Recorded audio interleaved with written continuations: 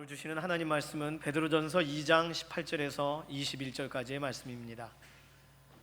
베드로전서 2장 18절에서 21절입니다.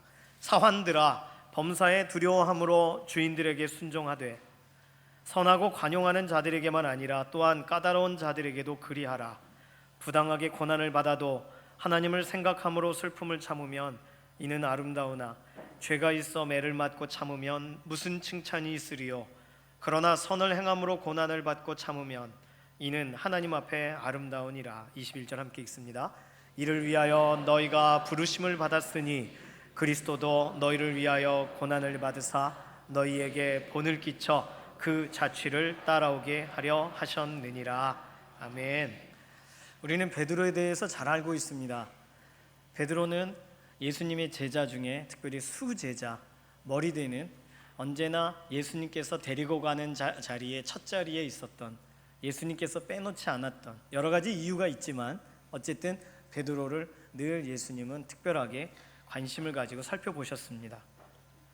베드로는 벳세다 출신입니다. 벳세다라는 곳은 어부의 집이라는 뜻을 가진 지명의 이름을 가지고 있습니다. 그러니까 그 동네에 고기잡이들이 많이 살았다는 것이죠. 그 지역 가운데 가장 잔뼈 굵은 어부라면 어부의 집 벳세다 출신이어야지 하는 이런 어떤 암묵적인 그런 이야기들이 있었을 것입니다. 어느 출신 사람들이 고기를 잘 잡느냐 대회를 하면 아마 벳세다 출신 사람들이 뒤지지 않으려고 늘 앞장섰겠죠. 벳세다, 어부의 집이라는 이름을 가지고 지명이니까요. 그곳에서 태어나서 나중에 결혼하고 그 다음에 가버나움 갈릴리에 와서 고기잡이를 했던 사람이 베드로입니다. 그 베드로에게 예수님께서 질문하시죠. 예수님께서 다가오시고 제안하시죠. 내가 너로 어부가 되게 하리라. 아니, 난 이미 어부인데 무슨 또 다른 어부인가? 말이 되는 초청인가? 예수님 말씀 잘 들어보니까 사람을 낚는 어부가 되게 하리라 말씀하십니다. 사람을 낚는 어부? 구약적인 배경에서는 먼 데 있는 사람, 먼 데에서부터 각 사람들을 채우고 각 사람들을 낳게 되는 어부에 대한 이야기가 구약에 이미지화되어 있습니다. 그런 사람, 그런 인물, 그런 시대의 위인과 같은 사람, 하나님께 그렇게 쓰임받을 수 있는 것일까? 베드로는 아마 생각했을 수도 있겠죠. 어부라면 나름 물고기 잘 잡는 나름 장래가 유망한 어부로 더 이상의 어부가 될 필요가 없는 베드로에게 예수님은 사람 낚는 어부가 되자 초청하십니다. 그러니 베드로의 인생에 그 어부 다음의 인생 또 무엇이 있을까에 대한 고민의 문제를 해결해 주신 것이고, 또 자신의 인생을 난 여기서 끝났다라고 생각할 때 다시 시작할 기회를 주신 것과 같습니다. 어부는 어부이지만 아무도 해본 적이 없는 사람을 낚는 어부. 낚는다는 표현을 써서 우리는 조금 낚인다, 낚는다라는 표현이 좋지 않지만 사람을 세우는 어부, 사람을 살리는 어부 어떻습니까? 돼보고 싶지 않으십니까? 베드로는 아마 그런 소망의 자리에서 예수님을 따라 출발하게 되었을 것입니다. 예수님은 예수님을 따릅니다. 그러면서 그에게 어떠한 일이 일어났는지 그는 베드로 전서와 후서를 통하여 그 다음에 사람들에게 예수님이 주신 메시지를 담아서 전달을 합니다. 그러니까 우리는 베드로 전서, 베드로 후서를 읽는 동안에는 베드로가 사람 낚는 어부가 어떻게 됐을까?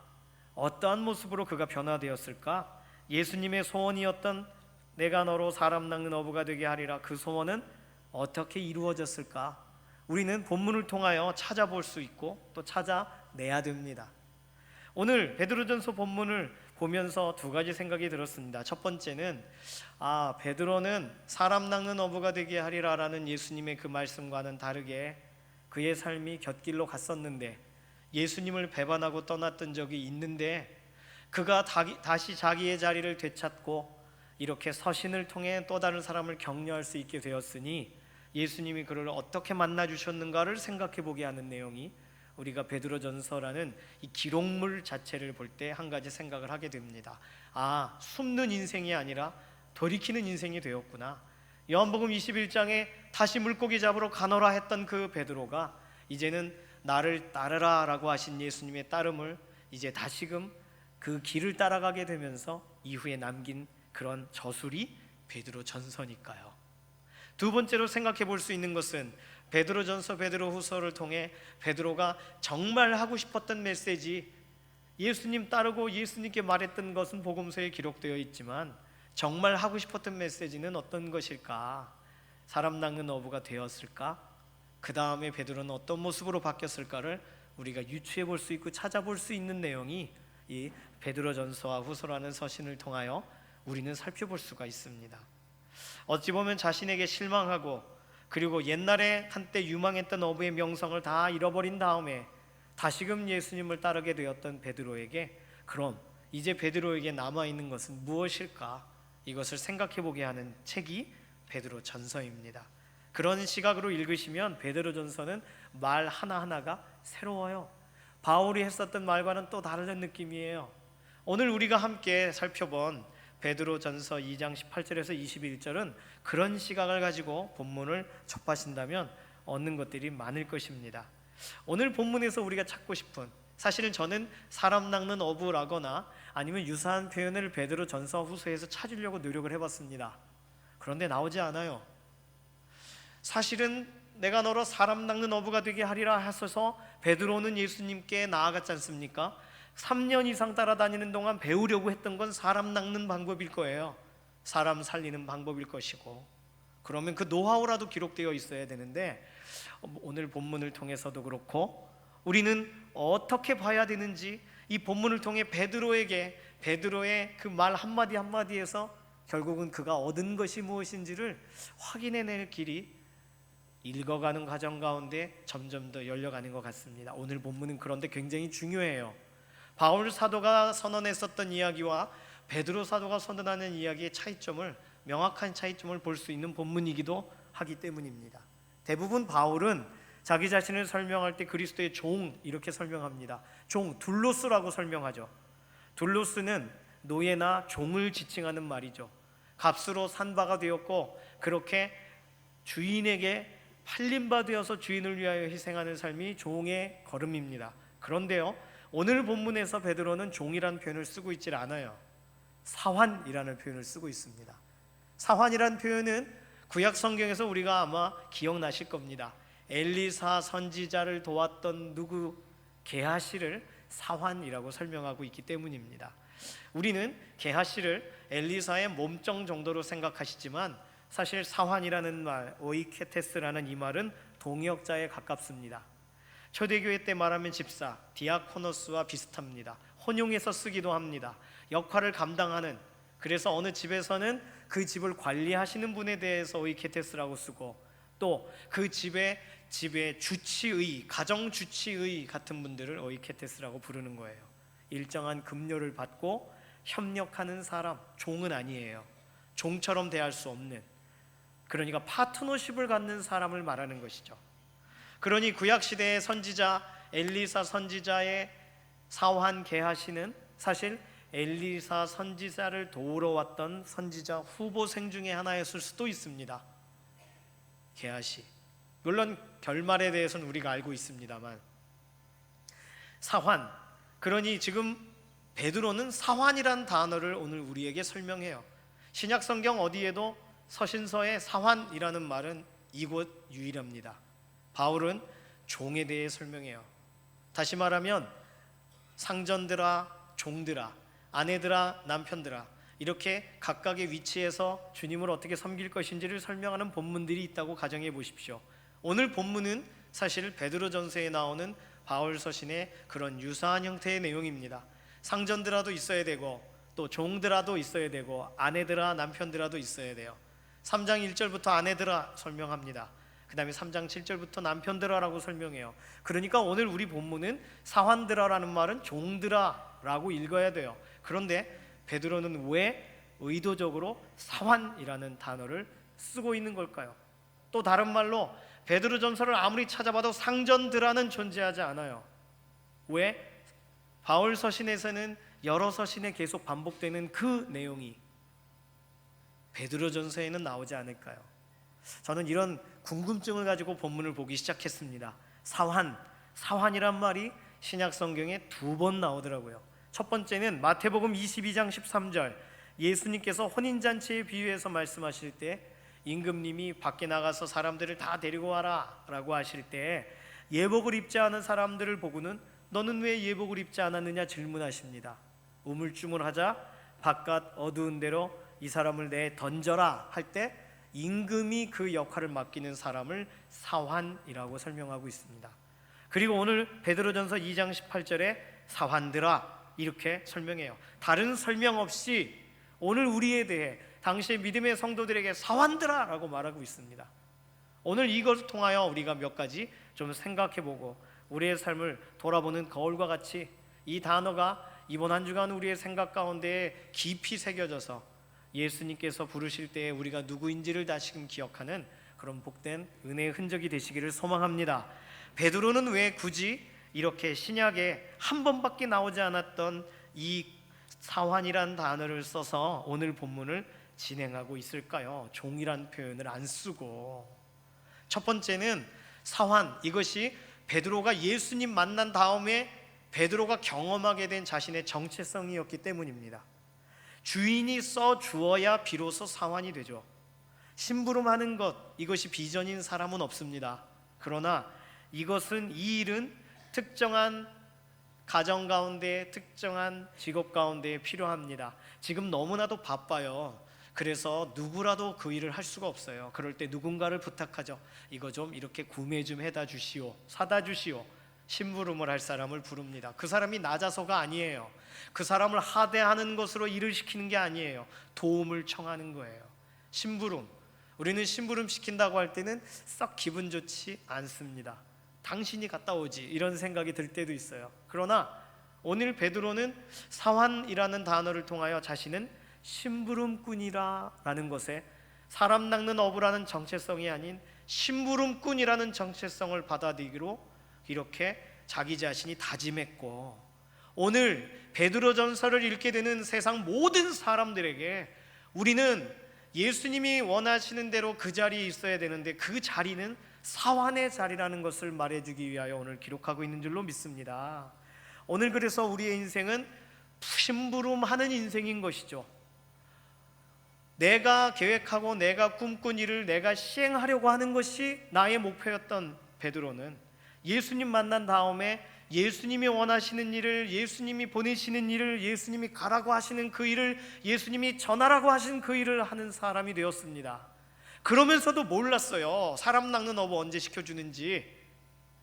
그런데 예수님 돌아가시고 부활하시고 이 모든 3년 이상의 걸음이 무엇이었는지, 예수님 말씀이 무엇인지를 깨닫게 되는 순간 내가 소망했던 목표는 사람 낚는 방법이었는데 예수님이 나에게 보여주신 길은 사환의 길을 걸어가는 거였구나, 이렇게 깨달은 것이 아닐까요? 그러니 사환들아 이렇게 말하고 있는 것이 아닌가 싶습니다.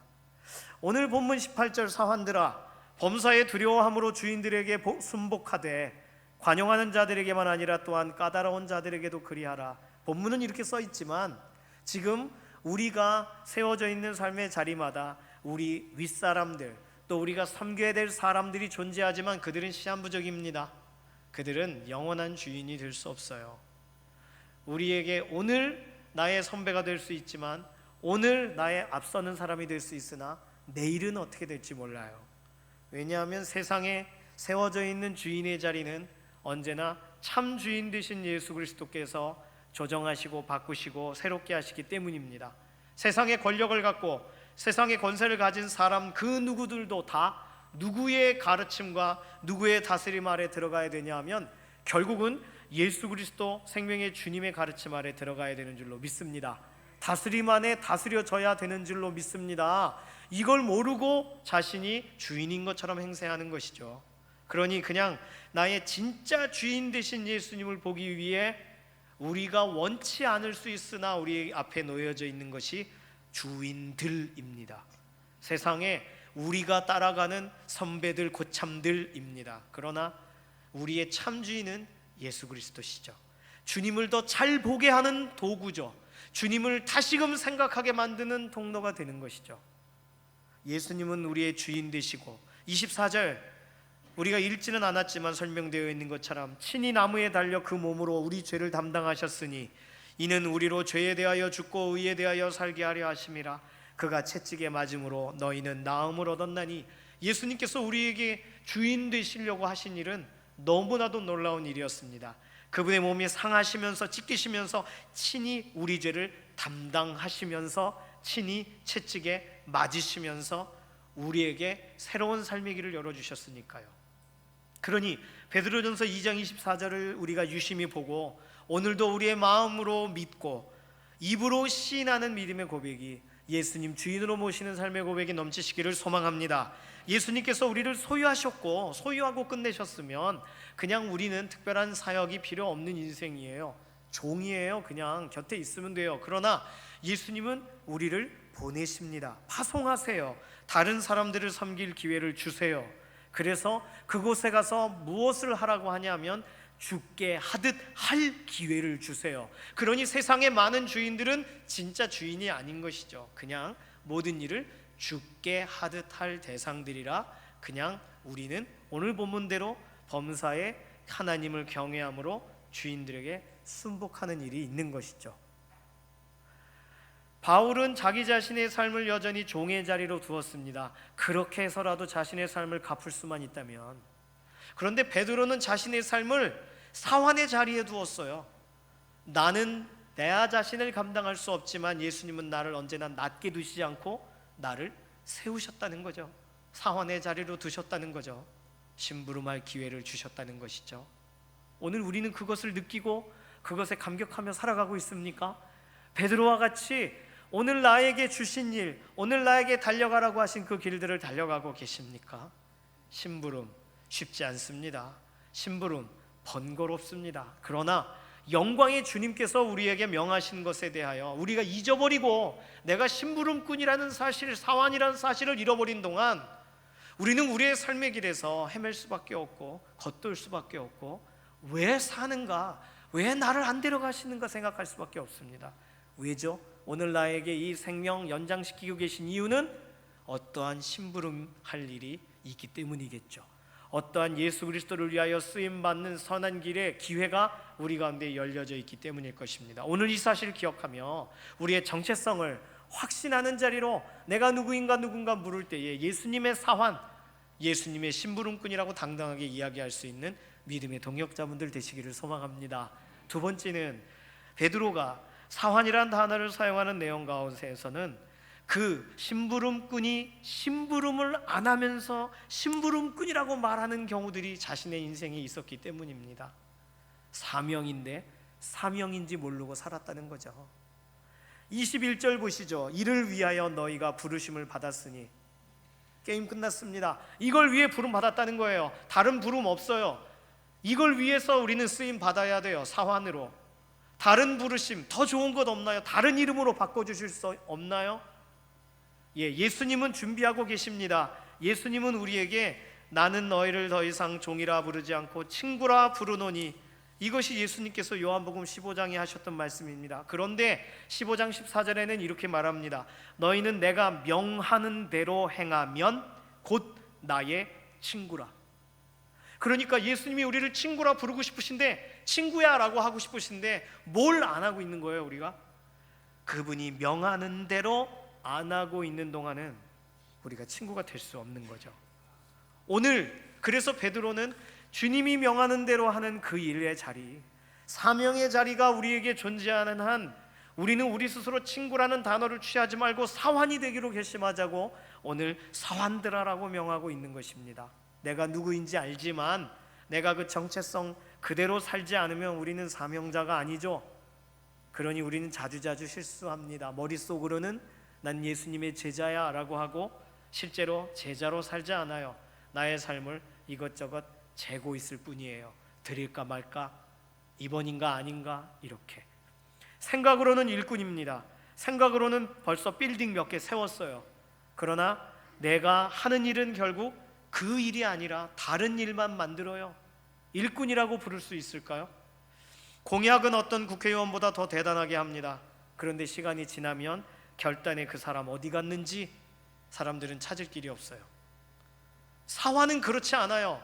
사환은 그 일을 하고 있어요. 사람들이 어디 있나 찾으면 바로 그 위치에 그 일을 하고 있어요. 고되도 땀을 흘리며 지쳐도 목이 말라 갈증 가운데 있어도 그 일을 하고 있어요. 왜요? 심부름꾼이니까 그 일이 끝날 때까지는 그 일을 해야 되는 것이죠. 오늘 우리를 그렇게 우리 주님께서 사환으로 부르시는 줄로 믿습니다. 그래서 오늘 베드로 사도는 19절과 20절에 똑같은 말을 3번이나 반복합니다. 그래서 사환들이 하는 일은 이 세상에 살아가는 동안 과정적으로 일어날 수 있는 일은 참고 참는 일이라는 거죠. 참으면 이건 과정이에요. 참는 게 사환의 일은 아니에요. 그냥 지나가는 일 가운데 일어나는 일들이에요. 그러면 내 죄로 인하여 참으면 그건 아무것도 아닌 거지만 참주인이신 예수님을 바라보고 참으면 그건 오늘 본문에 아름답다라고 설명합니다. 그러니 다시 말하면 오늘 우리의 삶이 예수님께서 부르신 그 삶 가운데 아름다워지고 있는가? 이걸 질문하기 위하여 사환들아 이렇게 명령하고 있는 것입니다. 너희는 사환이다. 너희는 그 자리에서 그 심부름을 감당하고 있는가? 그래서 우리 주님으로부터 잘했다라는 칭찬을 듣고 있는가? 사환이면 사환다워야죠. 제자면 제자다워야죠. 일꾼이면 일꾼답게 살아야죠. 이것이 아름다운 모습입니다. 가장 알맞는 모습입니다. 그래서 19절에 애매히 고난을 받아도 하나님을 생각함으로 슬픔을 참으면 아름다운 것이고, 선을 행함으로 20절 고난을 받고 참으면 이것은 하나님 앞에 아름다운 것이다. 아름다움의 기준이 누구라고 써 있어요? 하나님 앞에. 우리가 우리 자신을 거울로 들여다볼 때 참 아름다워 보이지 않을 때가 있습니다. 점점점 미워 보일 때 있어요. 그러나 우리가 하는 그 걸음과 걸음이 우리가 수척해도 우리가 위축돼도 예수님이 원하시는 그 길을 걸어가는 동안은 누가 박수치고 계시죠? 우리 주님이 야, 참 잘한다. 참으로 아름답구나. 참으로 보기에 좋구나. 이렇게 우리를 칭찬하고 격려하시는 줄로 믿습니다. 그 아름다움을 회복하라고 우리가 누구인지를 말해주려고 사환들아 이렇게 명령하고 있는 것입니다. 예수님을 뵙고 예수님 말씀 들으러 올라갔던 많은 사람들, 지친 사람도 있었고 어려운 사람도 있었고 로마의 학정에 시달리던 사람들도 있었습니다.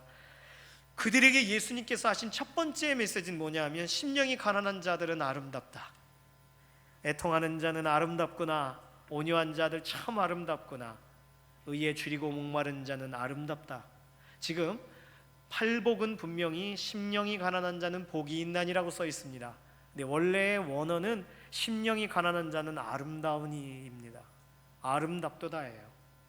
그러니 복음 들고 산을 넘는 자들의 발길이 복되다라고 써 있지 않고 복음 들고 산을 넘는 자들의 발길은 아름답도다. 성경은 그렇게 말합니다. 하나님이 때를 따라 복되게 하셨다라고 쓰여 있지 않고 하나님은 때를 따라 아름답게 하셨나니, 아름다움의 기준은 하나님께 있으신 거죠. 아름답게 봐주시는 거죠. 심령이 가난하고 애통한 것이 그럼 왜 아름답죠? 마태복음 5장 11절 팔복의 끝에 나와 있는 말씀은 이렇게 설명합니다. 나로 말미암아 너희를 욕하고 박해하고 거짓으로 너희를 거슬러 모든 악한 말을 할 때에는 너희에게 복이 있나니. 예수님 때문에 어려움을 당할 땐 아름답도다예요. 예수님 때문에 고통의 세월을 지나는 동안은 너희 참 아름답다. 내 죄 때문이 아니라 예수님 때문에 어려움을 당하고 있으니까 예수님 이름으로 말미암아 우리가 고난 중에 있는 걸 누가 알아주세요? 예수님이 알아주세요. 예수님 앞에 일어나는 일로 두세요. 주인의 긍휼을 얻을 테니까, 주인이 이해해 주시니까 지금 우리는 그 상황을 견디기 힘들어도 그 걸음은 아름다운 걸음입니다. 잘했다라고 하시는 걸음이 되는 거죠. 그러니 아름다워지는 것은 의외로 간단합니다. 스스로 아름다워지려고 노력하는 것이 아니에요. 성경의 설명대로라면 예수님을 위해 살아가면 돼요. 예수님 보시기에 합당한 일을 하면 돼요. 예수님이 기뻐하시면 돼요. 그러면 아름답다 이렇게 이야기하시는 거죠. 사환은 주인이 원하는 그 일을 지금도 하고 있는 사람들입니다. 주인이 기뻐하는 그 자리에 지금도 서 있는 사람들이에요. 왜냐하면 이제 됐다, 수고했다라는 말 듣기까지 그곳에 서 있는 거예요. 그러니 사환이죠. 그렇지 않으면 그냥 이렇게 뭔가 전달하고 가는 사람이죠. 배달부죠. 우리는 배달부가 아니라 사환입니다. 주인의 명령에 따라 주인이 멈추라고 하는 그것에 주인이 오라고 할 때까지 우리의 인생 그렇게 사용되는 줄로 믿습니다. 그러니 베드로 사도는 우리는 사환이라는 거예요. 다시 말하면 다른 의미에서는 예수님만이 상전이 되시는 줄로 믿습니다. 그래서 베드로는 상전이란 표현을 안 쓰는 거예요. 상전들아 이런 표현을 안 쓰는 거예요. 왜요? 예수님만 우리 위에 높으신 분이시니까. 그분 말고는 위에 올라갈 수 없는 거죠. 당시에 많은 사람들, 이스라엘 가운데 종교 지도자들은 높은 곳에 앉았습니다. 그런데 예수님은 그들보다 높으셨는데 언제나 겸손의 자리를 선택하셨어요. 그러니 우리가 사환이 되기로 작정한다는 것은 예수님을 상전으로 둔다는 뜻이고, 그리고 우리는 예수님만을 상전으로 모신다는 뜻이고, 예수님만을 높이기 위하여 우리의 삶의 자리를 취한다는 뜻이 됩니다. 이번 한 주간도 주님이 보시기에 좋았더라 하는 그런 삶을 사시는 믿음의 동역자들 되시기를 소망합니다. 세 번째로, 왜 베드로가 사환이라는 단어를 사용하고 있을까? 따라갈 길을 아는 사람, 해야 할 일을 아는 사람이 사환이기 때문입니다. 그래서 오늘 본문에는 자취라는 표현을 쓰고 있어요. 서부 영화에 보면은 인디안들이 그 말을 타고 막 급하게 달려갔던 방금의 주인공들보다 더 빨리 요새에 도착해 있어요.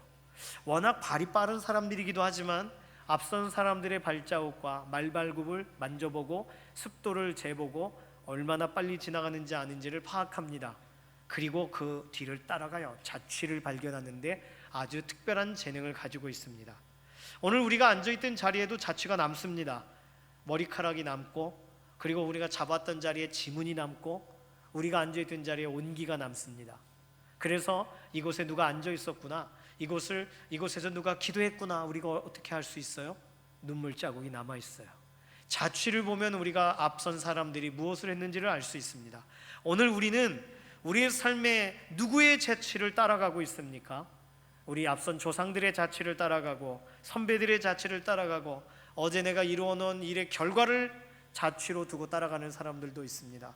그런데 베드로는 그렇지 않았어요. 그러기를 원치 않았어요. 예수님의 자취를 따라가기를 원했어요. 그래서 오늘 본문에서는 예수님께서 남기신 자취를 따라가도록 우리를 만드셨다, 이것이 우리의 부르심이다, 이렇게 설명하고 있습니다. 그럼 예수님은 어떤 발자취를 남기셨나요? 22절 23절, 그는 죄를 범하지 아니하시고 그 입에 거짓도 없으시며 욕을 당하시되 맞대어 욕하지 아니하시고 고난을 당하시되 위협하지 아니하시고, 위협한다는 말을 썼지만 죄를 남에게 돌리는 것을 지금 위협이라고 번역하고 있는 것입니다. 남 탓하지 않으시고, 이렇게 읽으면 되는 거예요. 당신 때문에 내가 이 일을 당하는 거 아니에요, 이렇게 윽박지르지 않으시고, 예수님은 시종일관 하나님의 사환으로 이 땅의 길을 걸어가셨습니다. 그리고 그분이 하신 일은 오직 하신 것은 한 가지예요. 23절 하반절, 공의로 심판하시는 이에게 부탁하셨다. 공의로 심판하시는 이에게 부탁하셨다. 뭘 부탁하셨을까요? 하나님 저들을 가만두지 마소서, 이런 거 부탁하셨나요? 공의로 심판하소서? 아니요, 그러지 않으셨어요. 예수님은 저들이 하는 일을 알지 못합니다. 저들을 불쌍히 여겨 주십시오. 공의로 심판하시는 하나님, 저들을 불쌍히 여겨 주십시오. 예수님은 마지막까지 그 길을 우리가 생각하는 것과는 다르게 걸어가셨어요. 그러니 우리는 걸어가신 그 길을 아는 사람들입니다.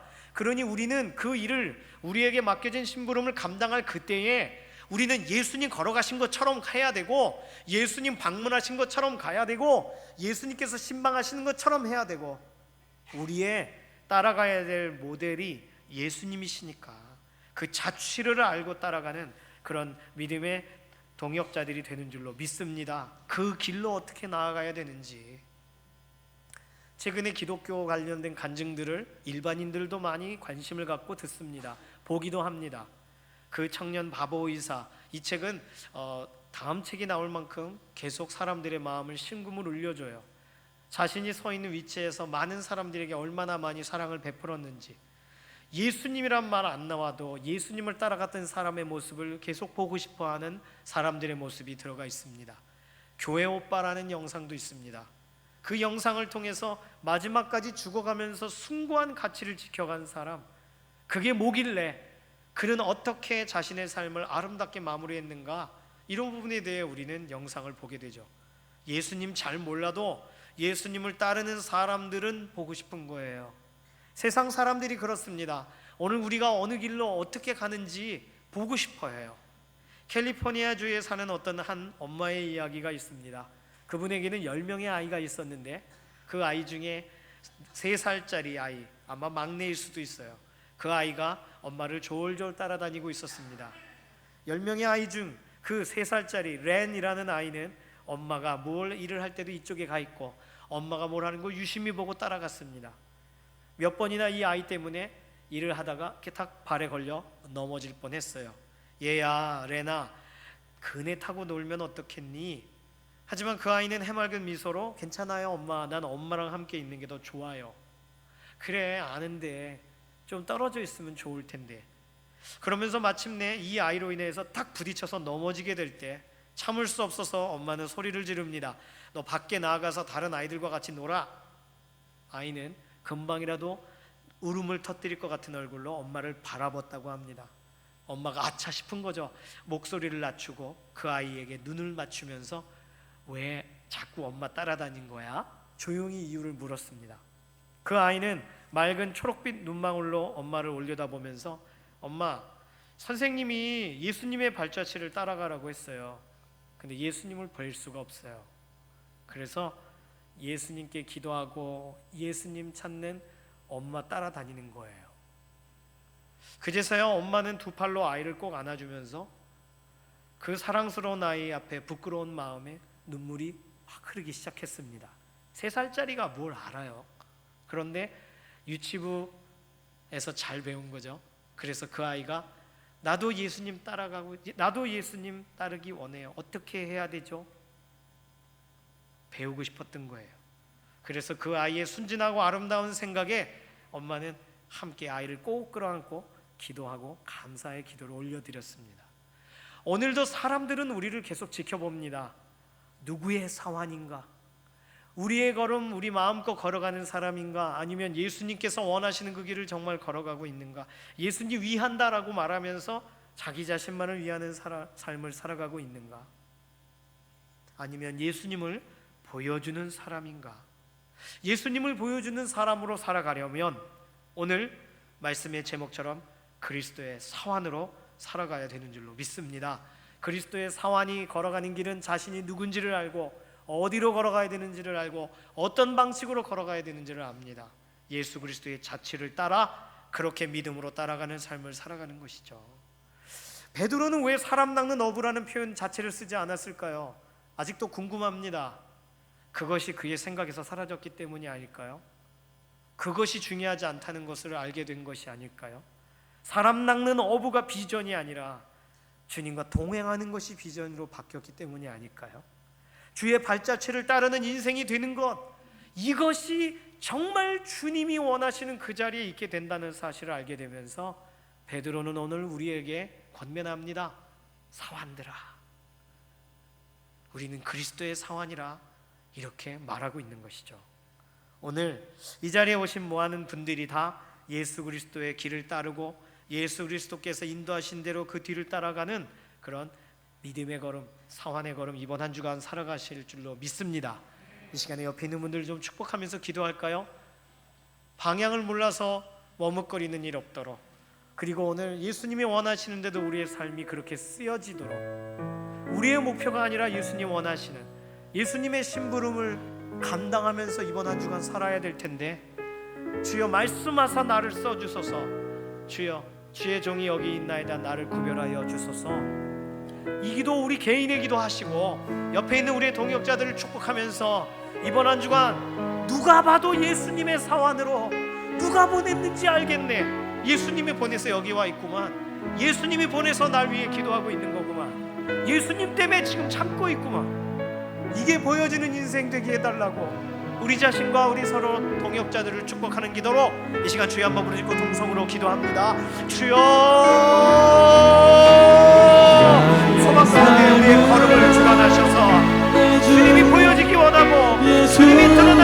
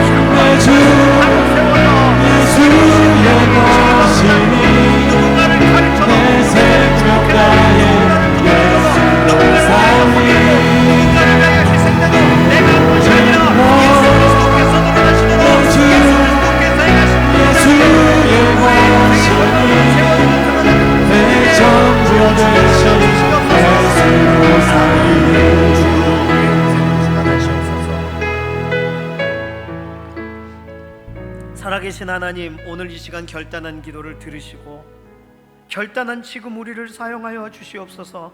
우리의 결단과 우리의 생각이 사라지기 전에 우리를 갖다 써 주시옵소서. 우리를 붙들어 주시고 예수 그리스도 생명 없이 살아갈 수 없다고 우리의 심장에 각인시켜 주셔서 우리의 걸음이, 하나님 머뭇거리는 걸음이 더 이상 잦아들게 하시고 예수 그리스도를 위하여 완전히 구별되는 걸음 한 걸음 더 내딛게 하시옵소서. 한숨을 쉬어도 예수 그리스도를 위하여, 하나님 우리가 등을 피고 다시금 하늘을 쳐다봐도 예수 그리스도를 위하여 우리의 걸음과 걸음이 주님이 원하시는 그 자리에 주님을 기쁘시게 하는 심부름꾼의 삶으로 우리의 걸음이 걸어가게 하여 주시옵소서. 이번 한 주간도 우리를 그렇게 쓰셔서 세상의 많은 사람들이 그것을 보고 주님이 무엇을 원하시는지를 알아볼 수 있는 제자의 삶을 살게 하여 주시옵소서. 감사드리며 살아계신 예수님의 이름으로 기도드립니다.